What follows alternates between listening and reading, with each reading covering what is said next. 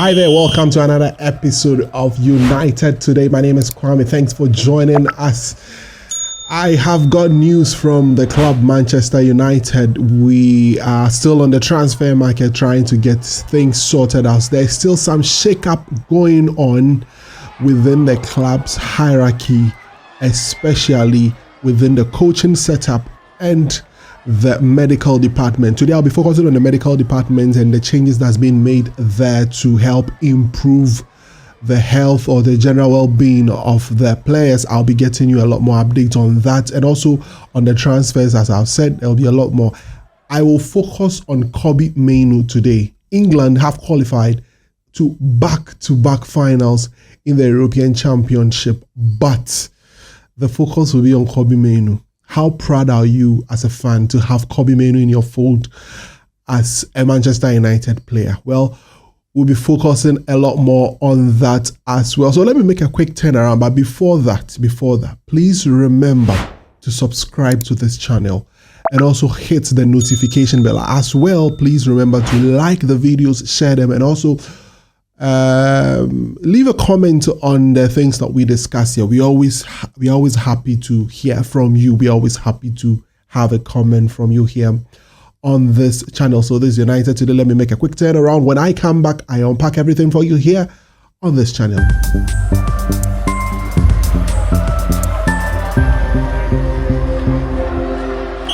All right, thank you very much for joining us once again. This is United Today. Remember, tomorrow we'll be bringing you the podcast. The podcast will be on. We have two special guests that will be joining us. So please remember to hit your notification bells if you've subscribed. And if you've not subscribed, please do so.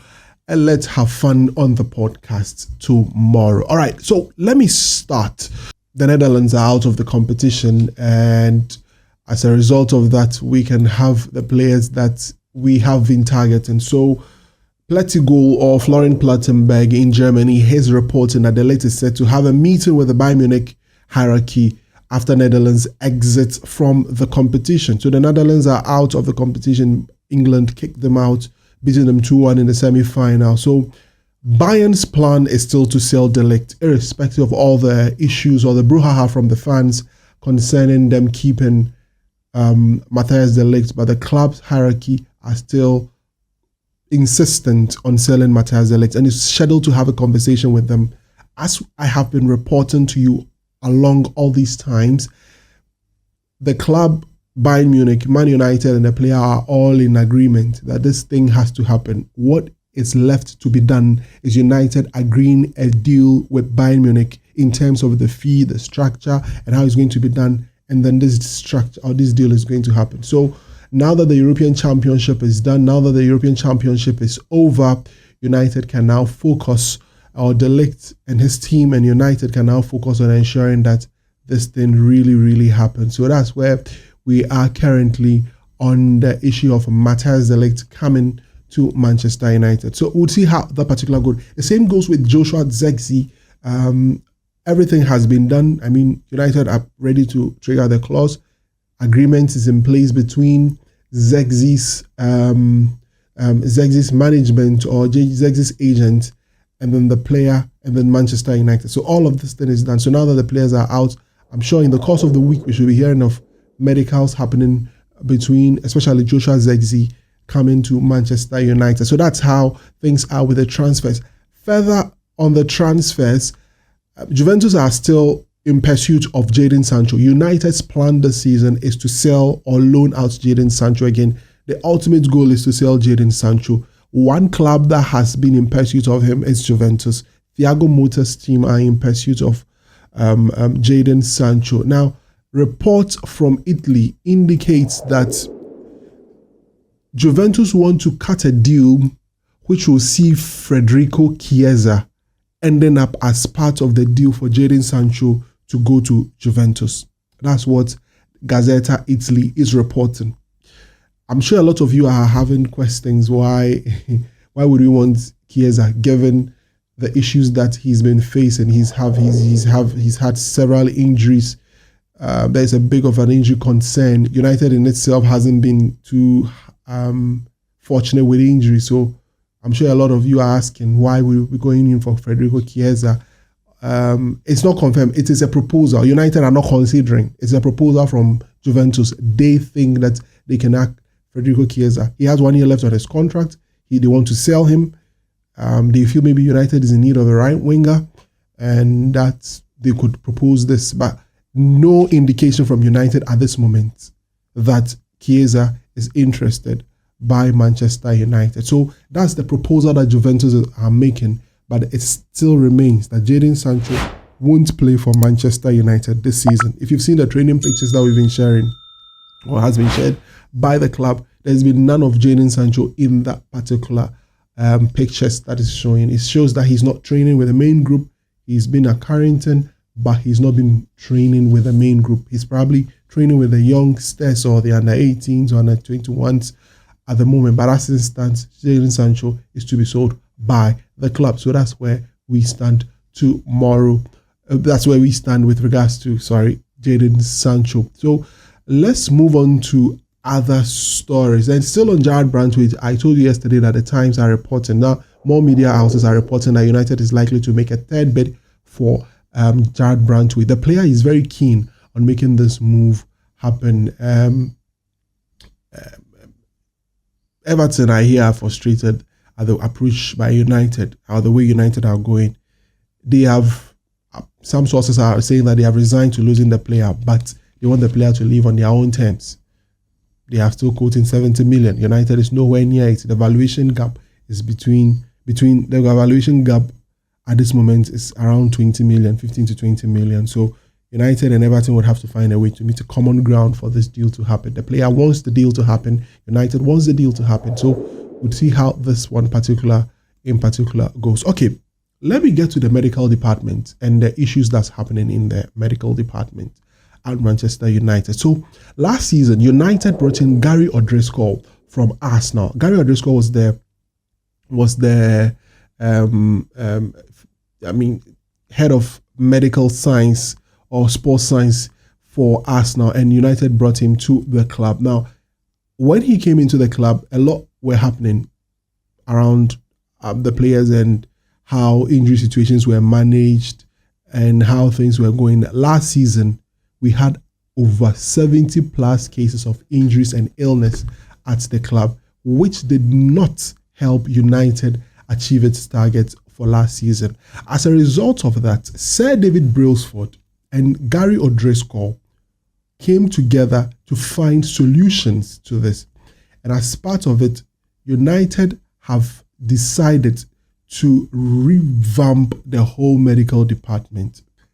This has led to some departures. Already a physiotherapist has left. Now, more physios are leaving. Now, if you see this guy who is with Lindelof, I'm sure you see him a lot more on the pitch when United players get injured. You see him running towards the players to attend to them when there's a player on the pitch. Now, two of them, Richard Meron and John Davin, both physios have left the club as a result of this restructuring that is ongoing. If United is going to be at that level in terms of the way we play, if things are going to get better, then we need to improve our medical department. And as a result of that, there is a massive overhaul. Now, Meron has been at the club for 23 years, and he has been in his current role since 2017. Right? And Davin has also been at the club since 1997, since June 1997. So these are people that have been at the club for a longer period of time. And the new structure requires that these people, vacate posts. A lot of people are confused from sources. Chris Wheeler is reporting that a lot of people in the club are very, were surprised at the fact that these two people had to leave. So Gary O'Driscoll is continuing with the revamp. He's already brought in one of his former colleagues from Arsenal to come join as part of the physiotherapy, to join the physiotherapy unit at the club so that they can help recover the players, especially those who go through injury. A lot of issues that happened last season. The players were going through injury setbacks. There were issues of Casemiro having to send reports of his medical issues to the Brazilian.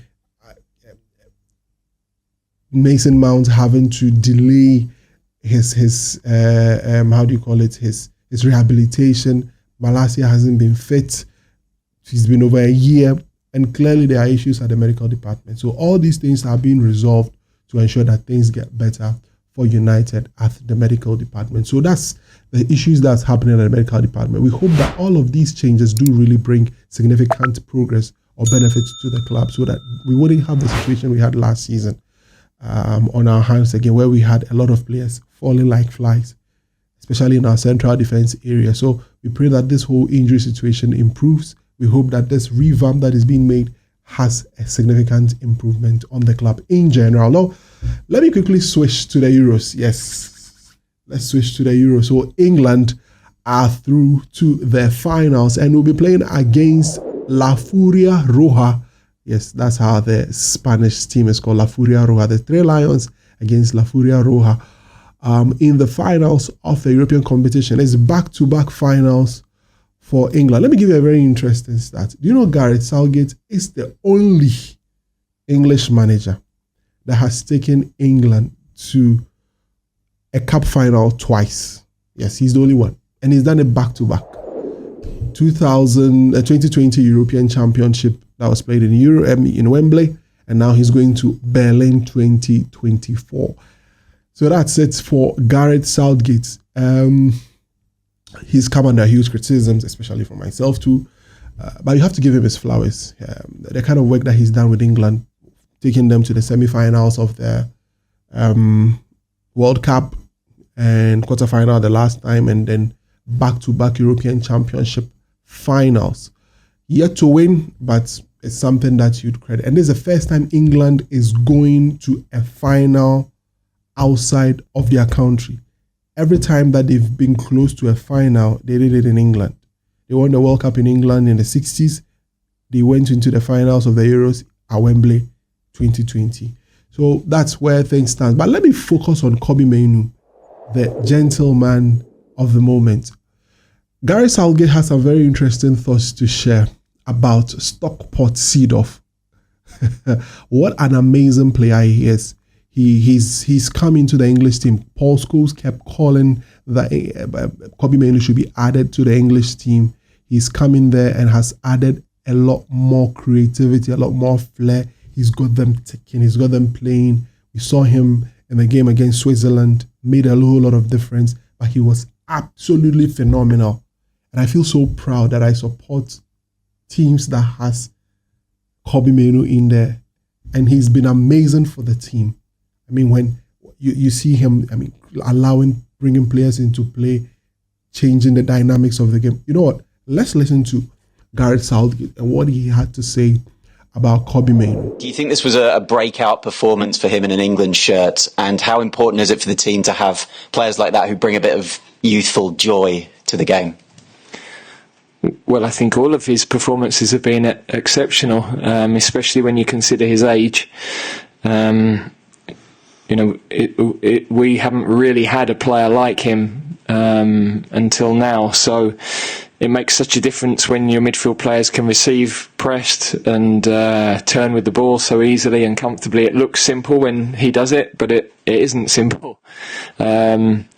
But I thought him, Phil popping up in spaces, Jude, our movement was really good, and that caused a lot of problems. It caused them to adapt how they were without the ball. We had the goal that's disallowed by a fraction for offside. We have the chance that Phil is just cleared off the line. So I was really pleased with our football tonight. So that's Gareth Southgate there. He himself is very, very much amazed at the level of quality shown. We kept saying this. The quality of Kobbie Mainoo is not in this English setup. Having Kobbie Mainoo in that English setup was always going to make a difference for England. And it took Gareth Southgate 2 or 3 games to notice this. The first, he insisted on playing Trent Alexander-Arnold. There was an experiment. First game, second game.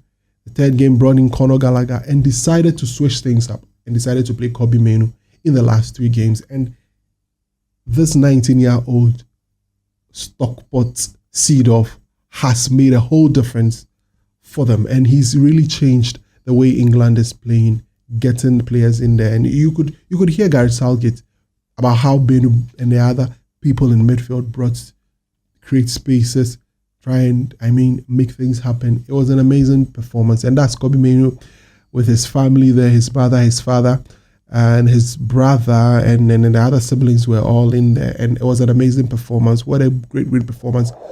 On the flip side, more on it, United have 4 players going into the finals this weekend. So the Copa America was also on. Argentina were also qualified ahead of Canada to the finals. These are also back-to-back finals for Argentina. And Lisandro Martinez, who played 90 minutes, and Alejandro Garnacho are all involved. Chances are that all our players in the finals, Luke Shaw, Kobbie Mainoo, Alejandro Garnacho, and Lisandro Martinez are going to win the trophies. We are wishing them all the very best as they go into it. We hope that they win and they bring the positive vibes back into Manchester United. So that's it for my update today on United Today. I had to spend time on the English team and especially on Kobbie Mainoo and what he's done. What an amazing performance for them, and congratulations to Luke Shaw, Kobbie Mainoo, Alejandro Garnacho, and Lisandro Martinez. If we are going to perform next season, these 4 players are very crucial. Trust me, they are very crucial. So we'll see how things go with them. I will bring it to an end here. Please remember to subscribe, hit the notification bell. I'll see you on the next one. Tomorrow is a podcast. We'll see you on the next one. Have a great time. Bye-bye.